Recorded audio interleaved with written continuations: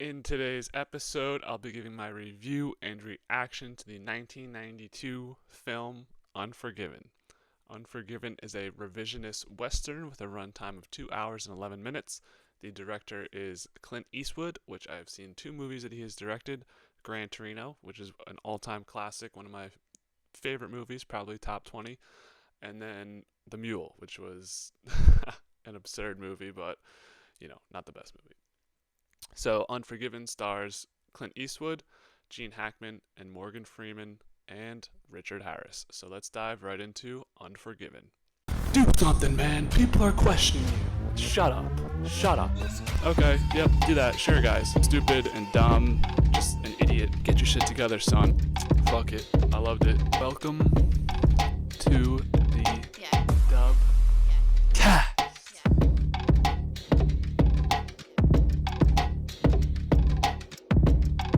My take on Unforgiven, I wasn't the biggest fan of this one. Usually my reviews are pretty positive, and I know I kind of boost up some scores, but I don't know. I didn't think that this was the craziest movie. I thought mostly the first two-thirds or so of the movie was somewhat boring. It's kind of slower paced. I know that's more like a Western style movie, and some people like that slower pace, and sometimes I think it's good. Like, I like Gran Torino. That one's kind of a slow build. Like the slow build movies, I think are beneficial sometimes, but this one just wasn't doing the trick for me. The ending, though, I thought was somewhat hype, but I feel like they could have choreographed that little fight sequence at the end a little bit better. I know it's supposed to be the 1880s, but isn't that when Red Dead Redemption is? Like, I don't know. I hate when I just come on here and compare everything to Red Dead Redemption, but no, Red Dead Redemption's a couple years later. Well, Red Dead Redemption 2 is around this time. I don't know. I felt like it just felt like weird the way things played out. Like he's kind of just, doing his thing at the end, and it's like pretty slow, and he's an old man, so it's like, I don't know. Which, by the way, Clint Eastwood looks old, and it's 1992. 30 years later, that man's still making movies. I think he just made his last movie ever. Good for him.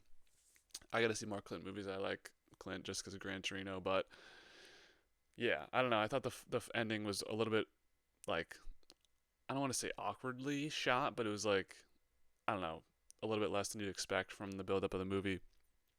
It was kind of cool though. I thought this movie was kind of a worse version of Gran Torino in a way, where we kind of see Clint Eastwood's character slowly build up into doing what he used to do, but for a greater good. This time, I don't know. I just thought it wasn't that interesting, or wasn't as interesting as Gran Torino. There were some appealing aspects to the movie.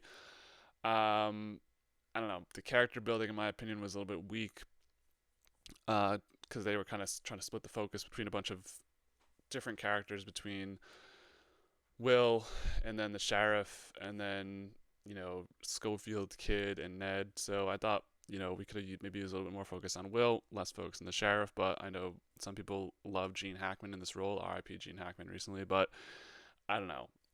The sheriff part, we'll get into that in a second. Um, Morgan Freeman as Ned was good.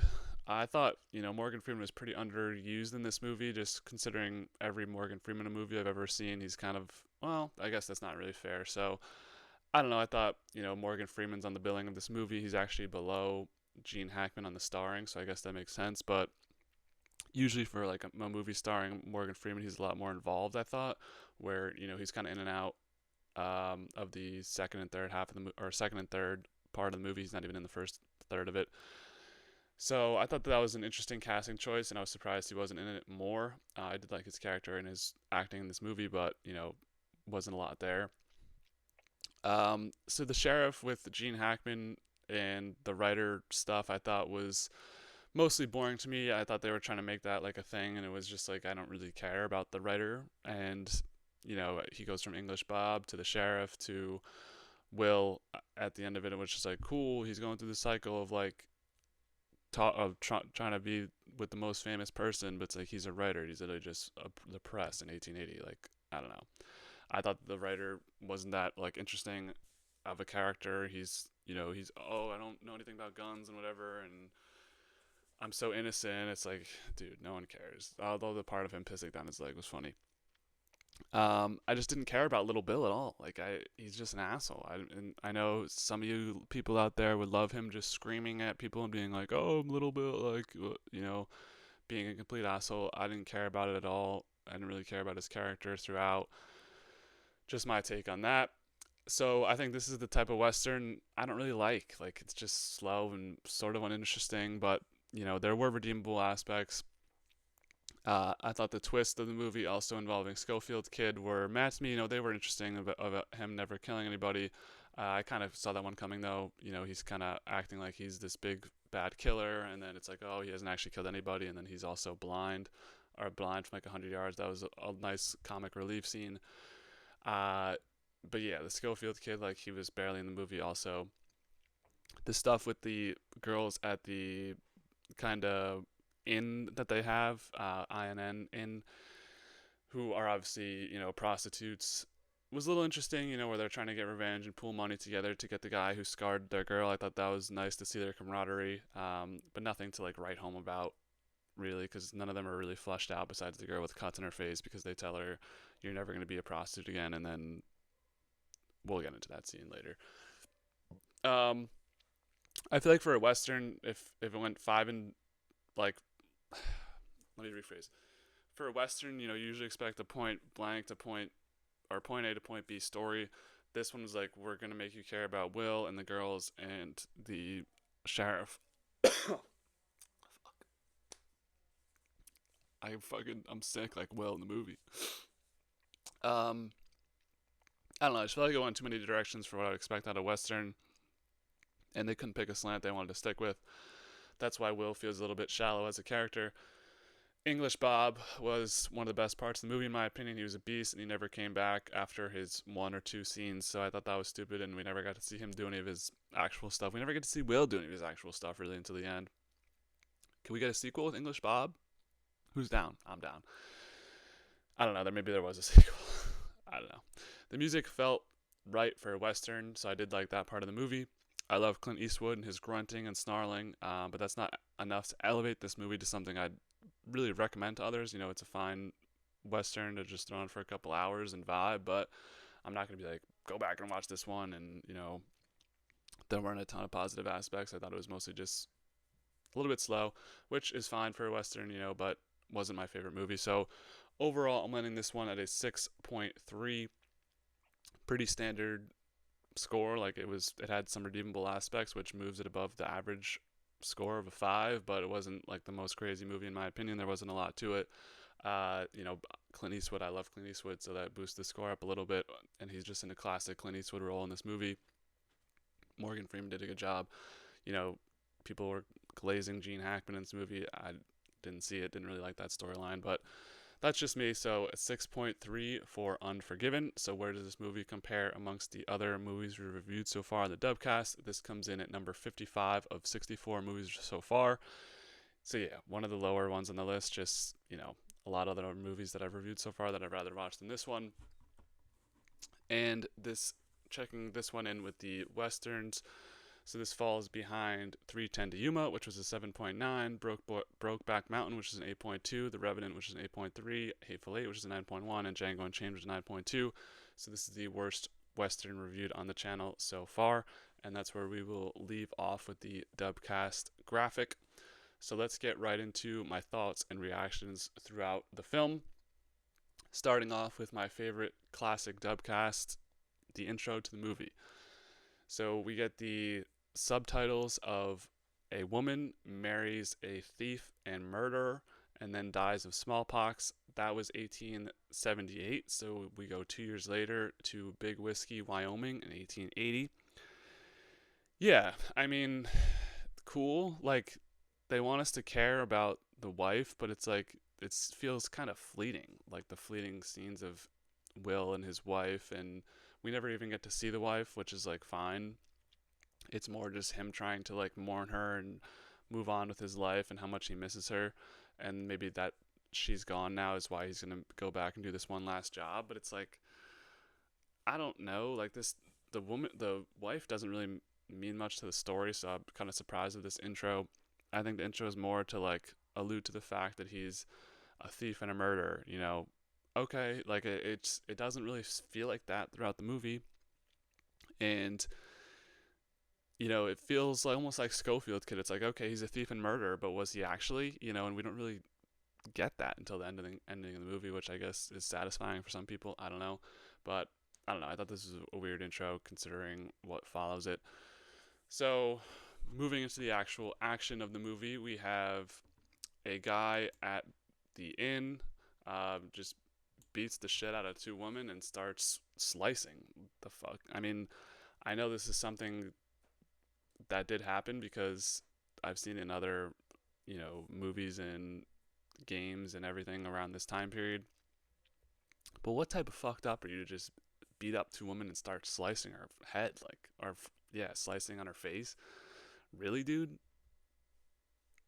I don't know. I just felt like, oh well, she did giggle when he's, this is a complicated issue where she giggled when she saw he had a small private part. So I don't know who's right and who's wrong in this situation. I think he definitely took it too far. Maybe you just say, you know what, F you, and walk out. But even in 1882, size did matter. So I guess, I don't know. If you're a prostitute too, you're getting paid for this. Like, you shouldn't be making fun of guys' things, but that's just me. Maybe, she can help herself and laugh. So I don't know. I guess you get sliced in the face for that, which I thought was pretty far. Um, and the owner of the inn, in order to get retribution for that, the two men who did this attack are going to have to give 6 ponies, which is like super inconsequential to the movie, but yeah, I guess that's the price if you slice someone's face open and scar them for life, is 6 horses. Which I guess horses are like a big currency in the 1880s, so kind of makes sense, but we need some personal retribution for the girl, which we'll see if we get.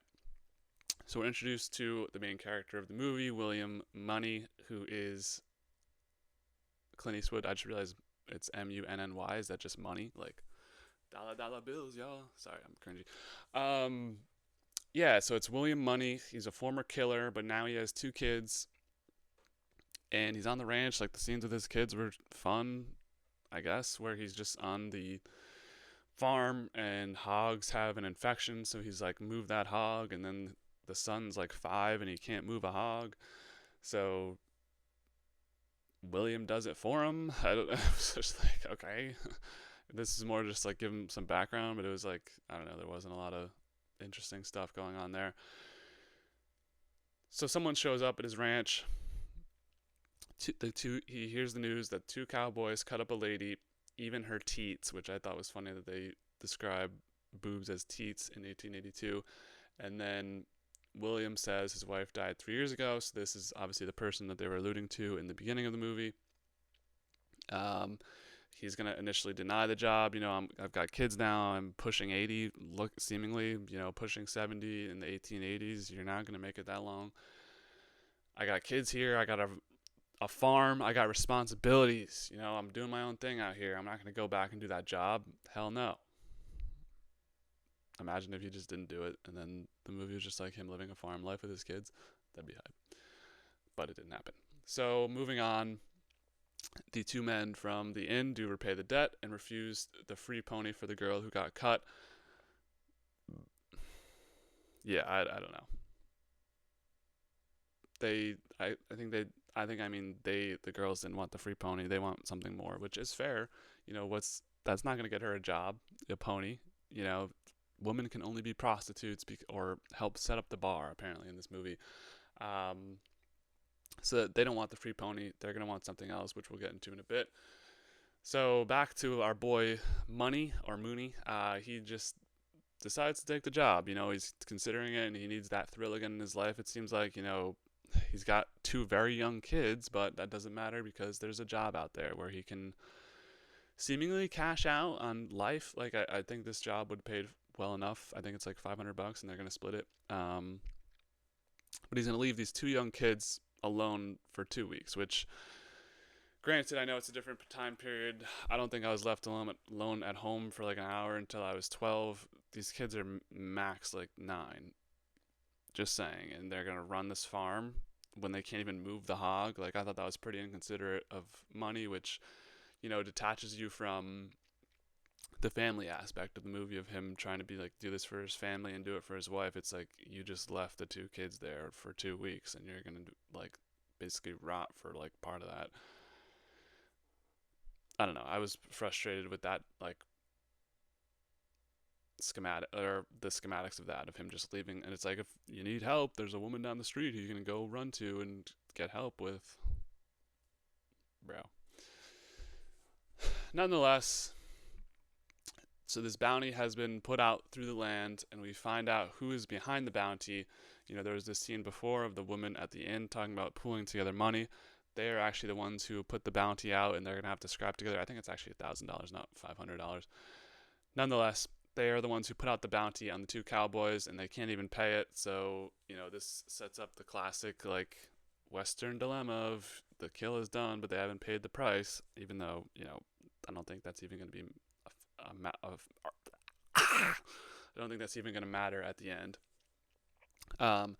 Nonetheless, Will is going to take this job, but he doesn't take any jobs without his old friend Morgan Freeman, aka Ned. And Ned's just like Will, man. He's got a wife, he's retired, he's ready to live that good life. But as soon as someone comes knocking on the door, he's out. And Ned was trying to talk Will out of doing this job, and then just ends up joining him. So, you can kind of tell where we're headed with this movie. Like, these guys are going to have to do the mission because they're just old cowboys who can't escape their past and want to do one last thrill with the boys.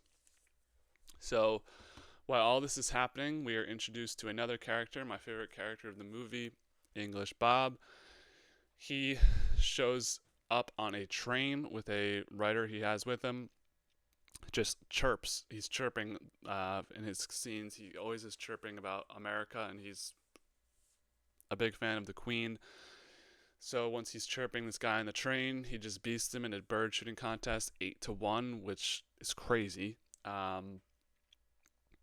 They both had to shoot 10 birds, and then English Bob gets 8 of them.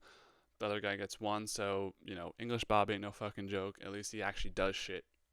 Unlike William Mooney, who doesn't do shit and gets sick and rots and then randomly, we'll get into that. So he shows up into the town he was trying to arrive at. I wrote down he just completely out-auraed the sheriff of the town. Like, English Bob has crazy aura. He's aura. I'm sorry. But yeah, I really liked English Bob's scenes. They were interesting.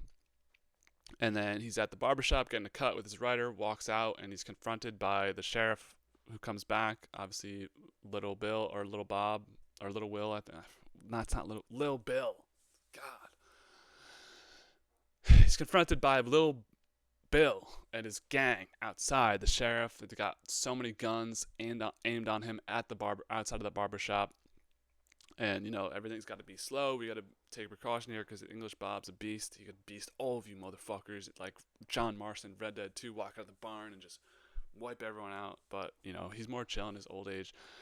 And his assistant / writer is not as chill and pisses down his leg, which was funny, but a tough look in front of the boys when, you can clearly see it coming out of his leg.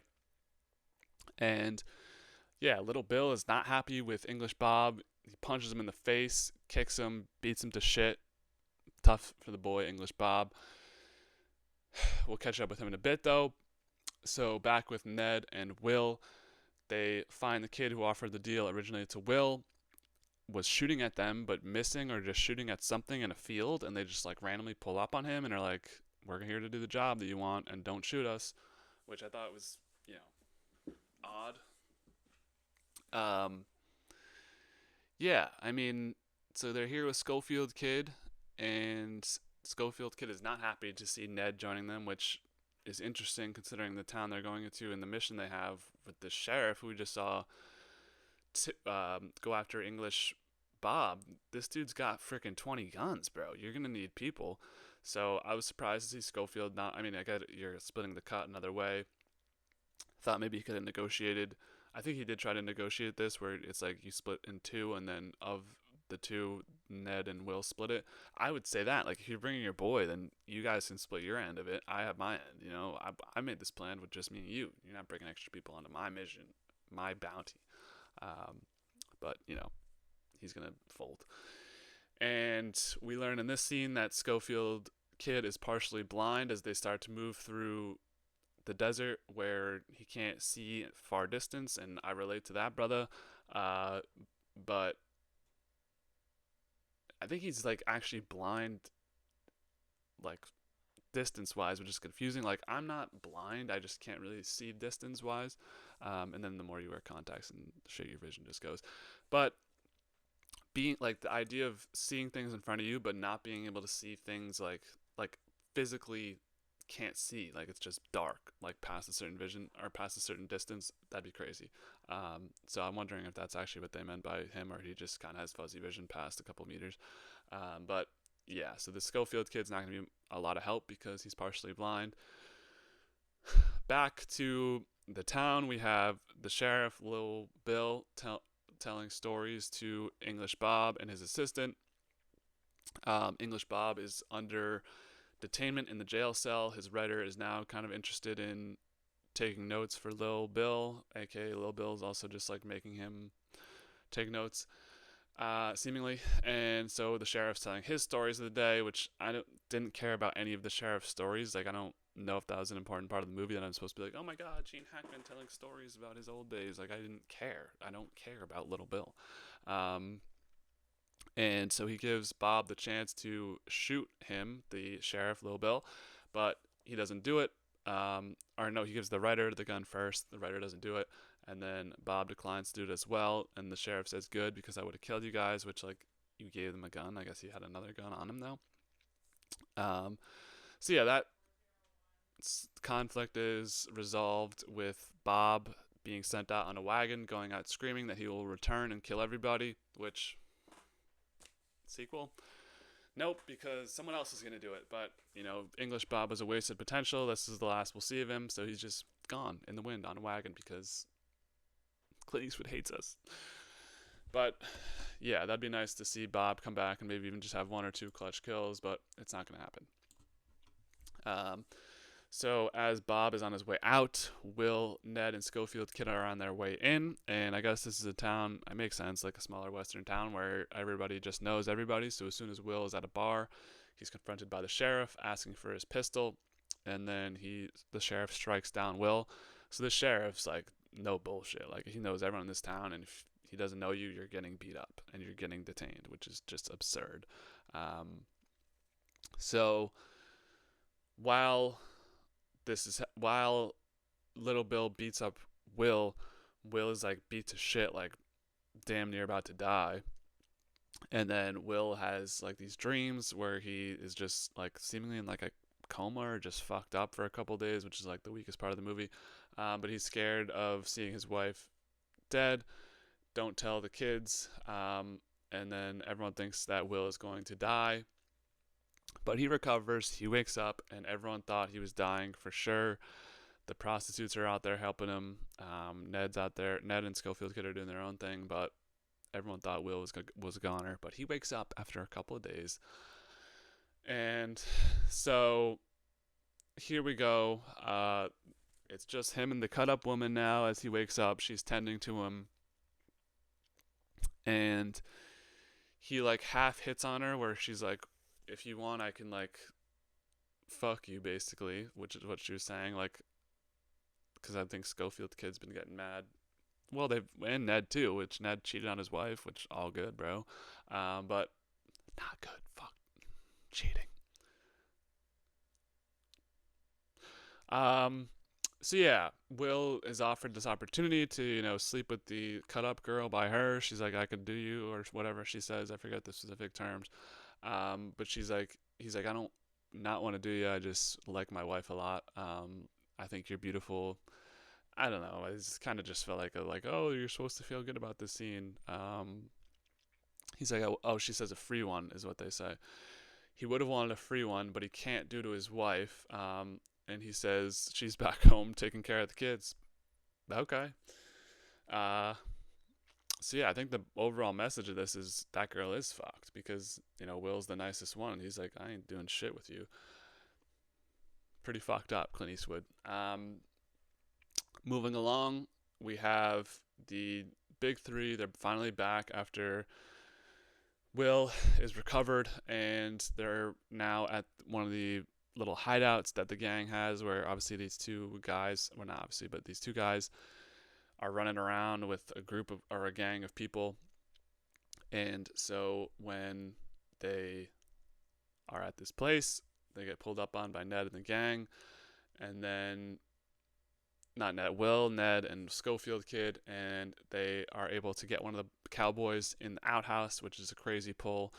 Him just sitting there in the outhouse and he's getting shot dead was interesting, especially considering he was being super cocky about not needing help when he walks outside, knowing there's a huge bounty on his head. And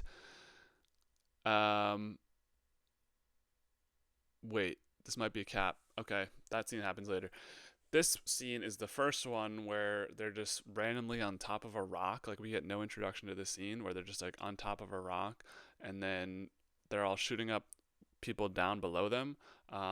Ned is shooting a long rifle, but gives up on it mid shooting and it quits. And then Will gets the guy once, and then yells down to give the guy a drink of water after they shoot him.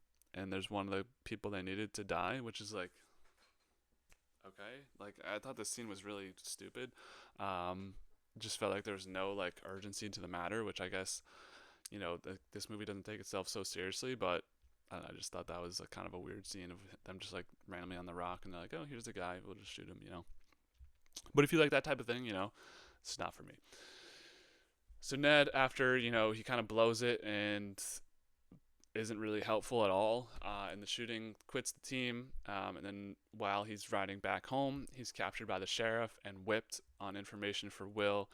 And Schofield Kid, obviously, he thinks Ned's protecting them, and for some reason the sheriff is protecting the Cowboys. So Ned taking a beating. Meanwhile, Schofield Kid and Will are doing the mission that I actually said before. Schofield Kid gets the kill on the cowboy while he's on the shitter. His first kill, he mentioned, so he was capping this whole time about killing people, which makes sense because, he seems like kind of a rookie at this stuff. But that was a good kill of the man on the shitter. I mentioned that before. You can rewind to go back and then come back here. So while this is happening, Ned dies off screen due to Little Bill killing him, which was fucked up.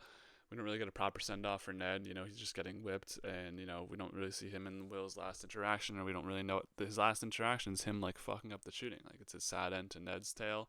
But like again, Ned isn't really a flushed out character, so I wasn't like bawling my eyes out when Ned was dead. I was like, oh, maybe Will will get revenge for him.